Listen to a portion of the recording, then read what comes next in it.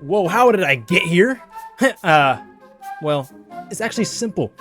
I edited the video. No fucking shit. So I put the stuffed animal on the chair, and then I kind of cut that and then put myself there, and then now I'm here.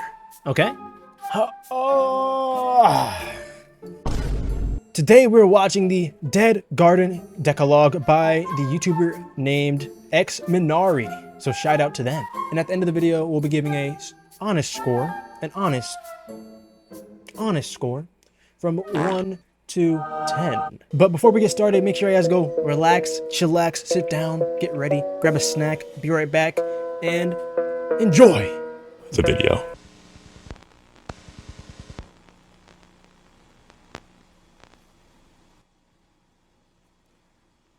For the best quality picture, please adjust the tracking control on your VCR. Hello and welcome to the first United States government-issued National Park Advisory. Issued by both the United States Department of Agriculture and the United States Centers for Disease Control and Prevention. The reason for this tape's release is that several new biological threats have been identified. All of these threats are considered parasitic in nature and mostly consist of already existing plant or fungal organisms. In their natural habitats, these parasites work to enhance the environment and keep the wheels of evolution turning. But these newly found organisms have evolved to take on much bigger game. These vulnerable organisms are not limited to deer, wolves, geese. Wait a second. So these parasites go in your body, make you evolve into some monster, and they go for animals and people? Okay. Bears and bulls. To keep the parks notified, all known entries as of November. Wait. It said wolves, but it looked like a buffalo. All known entries. Bears and bulls. Our government mixed up buffaloes and wolves. What goobers? To keep the parks notified, all known entries as of November 19, 1997, will be compiled in the next several chapters to inform you and your staff how to identify, destroy, evaluate, and adapt. Entry 1, Dionea homoabdominis. Colloquially known as the human flytrap, this organism is the most prevalent to national park executives and staff, as it is mostly found across most hiking trails in the United States. Don't tell me that this parasite went into a person and made it a literal human flytrap. Okay.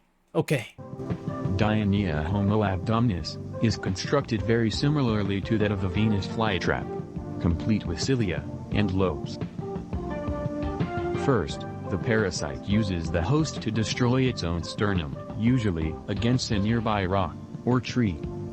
Then, the host lays down nearby, using its hooves, paws, or hands to pry apart their own rib cage.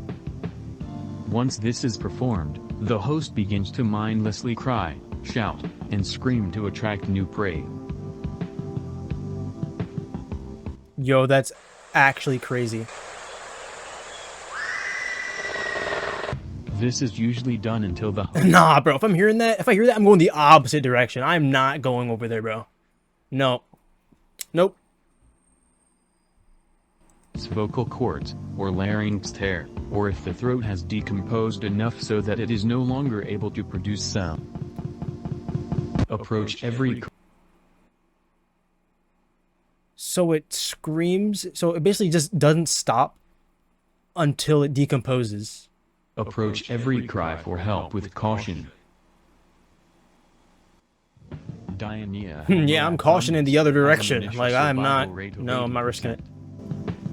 But after the attack, the number goes down to 5% within a month of the attack. This is due to a number of missing persons cases, sharing victims with those previously attacked by Dionea homoabdominis. How this organism has spread so far is due to our next entry.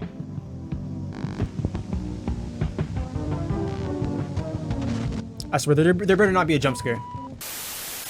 Entry 2, Ophiocordyceps homocerebrum. Simply known as the zombie fungus, this organism is found thriving in big cities, and around any large population of people. Ophiocordyceps homocerebrum is constructed closely to that. Wait. So these things aren't just in the wilderness, they are in cities? I can't be safe anywhere, bro. Of the zombie ant fungus, also known as Ophiocordyceps unilateralis. This fungus grows protrusions out of the host's skull, its fruiting body retaining the same structure of stroma and parathecia. The parasite enters the body through airborne spores, and raw or untreated foods, including fruits, vegetables, and seafood. Once contaminated, within the first week, the parasite begins to grow in the host's brain. Stage 1. Homocerebrum begins to spread throughout the skull, attaching to the brain for nutrients. 9 out of 10 patients recorded symptoms such as persistent dry cough, headache, fatigue, trouble speaking, depression, and sensitivity to stimulants. Survival rate, 63%. Stage 2. Homocerebrum begins to grow toward the front of the skull, growing more intensely throughout the frontal lobe. Okay, so it's not like it's impossible to cure. So there's a chance you could survive. There's a chance you could live. 63% chance at living only at stage 1. 9 out of 10 subjects. Patients recorded symptoms such as persistent migraines, intense physical and mental fatigue, paranoia, severe depression, and pressure behind the eyes. Survival rate, 6%. Stage 3. Stage 2 dropped to 6? What the heck? Yo. Homocerebrum begins to grow around and into the brain stem, effectively taking control of the host's organs, balance, and reflexes. 9 out of 10. Recorded symptoms such as... I don't like that. I don't like that. They do... Survival rate, 0%. Oh. Stage.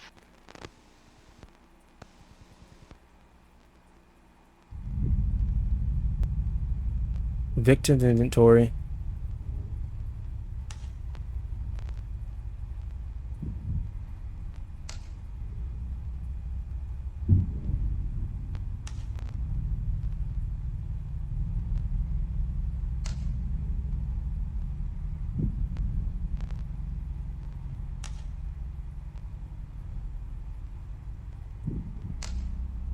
Oh.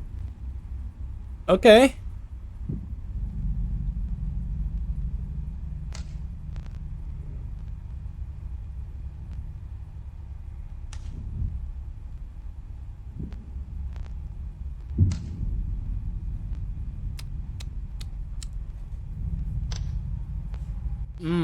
So pretty much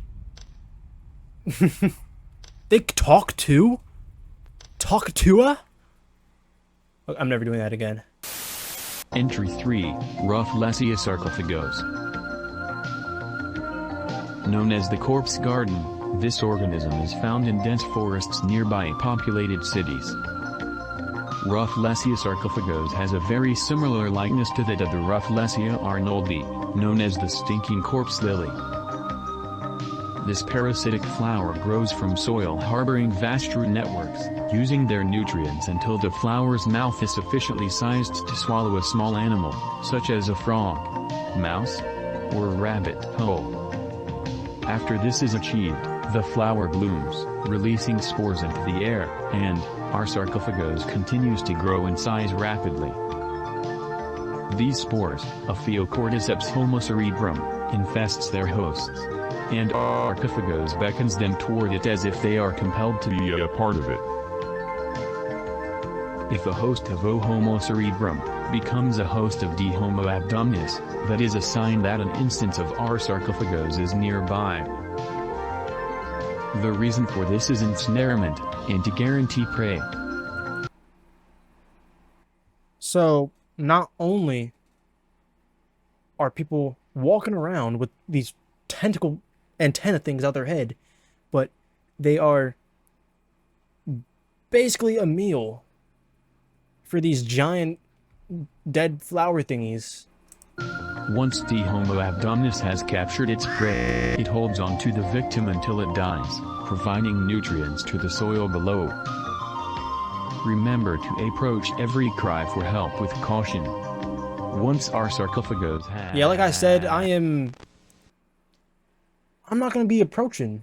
I'm gonna be heading the other way. Like I'm out. I'm skedoodling. I'm not gonna be there.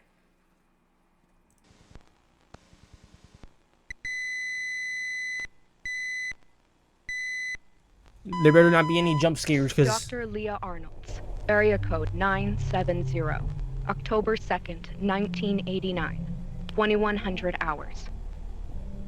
Analysis of the specimen is progressing quite well. Yo, that Thanks is to the help shared by the CDC huge. and USDA, no casualties have been reported since arriving this morning, and all precautions have been effective. The medical diagnoses gathered go as follows. Surprisingly and unsurprisingly, the corpse garden does not employ the use of photosynthesis and almost solely works carnivorously. The stomach does not harbor any chemical compound Yo, it has capable of teeth? digesting its prey. It simply allows the victims to decompose themselves. Thus the smell. Additionally, the teeth found within the garden's mouth are found to be human ribs, broken and digested into shattered long tusks used to break down and assist in digestion. Dude, so those aren't even teeth. Those are ribs. That's just insane. The entirety of the specimen seems to pulse and writhe as if it was a heartbeat, and so we had a piece of its flesh removed for investigation. We have called in Detective Joshua Neander to connect the identities of these people to their corpses, no matter how mangled they are. This concludes this report. It is expected that we will be done. So it's the parasite is keeping them alive even when their head's decapitated. That is freaky. Done here within the next 8 hours, and the specimen will be burned and disposed of. And that concludes this United States government-issued National Park Advisory, issued by both the United States Department of Agriculture and the United States Centers for Disease Control and Prevention. Remember to keep safe. It is all.